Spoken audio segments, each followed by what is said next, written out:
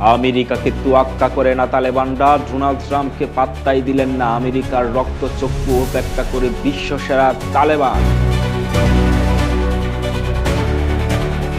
তালেবান ও যুক্তরাষ্ট্রের সম্পর্ক দীর্ঘদিন ধরে জটিল ও পরিবর্তনশীল। ডোনাল্ড ট্রাম্পের প্রথম মেয়াদে 2020 সালে দোহা চুক্তির মাধ্যমে আফগানিস্তান থেকে মার্কিন সেনা প্রত্যাহারের পথ সুগম হয়। তবে 2021 সালে তালেবান আফগানিস্তানের নিয়ন্ত্রণ নেওয়ার পর সম্পর্কে নতুন মাত্রা দেখা দেয়।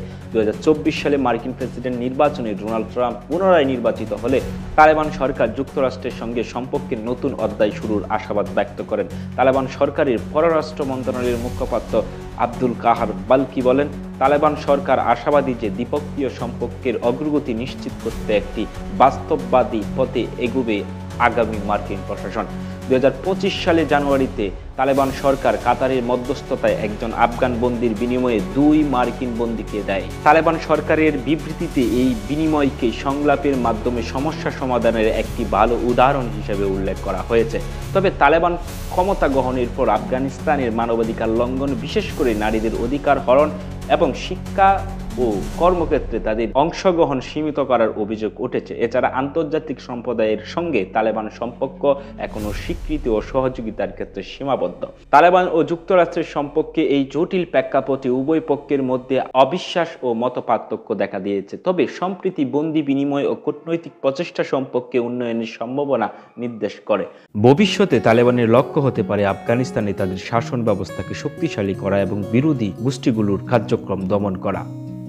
তারা আন্তর্জাতিক কূটনৈতিক সম্পর্ক স্থাপন করে আন্তর্জাতিক স্বীকৃতি পেতে চাইবে এবং তারা শরিয়া আইনের ভিত্তিতে একটি ইসলামী রাষ্ট্র পরিচালনার চেষ্টা করছে এবং করবে। আল কায়দার মতো গোষ্ঠীগুলোর সাথে তাদের পূর্বের সম্পর্ক নিয়ে প্রশ্ন রয়েছে, যদিও তালেবানের দাবি যে তারা আর কোনো সন্ত্রাসী গোষ্ঠীর জন্য আশ্রয়স্থল নয়, তবে এটি নিয়ে আন্তর্জাতিক সম্প্রদায়ের মধ্যে এখনো উদ্বেগ রয়েছে।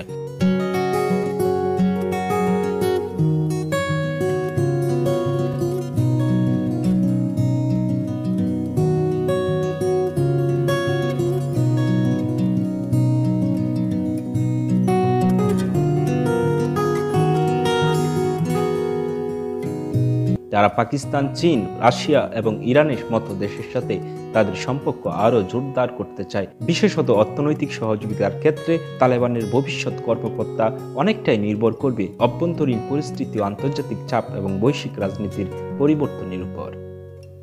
প্রিয় দর্শক, ভিডিওটি ভালো লাগলে অবশ্যই সাবস্ক্রাইব করে পাশে থাকবেন।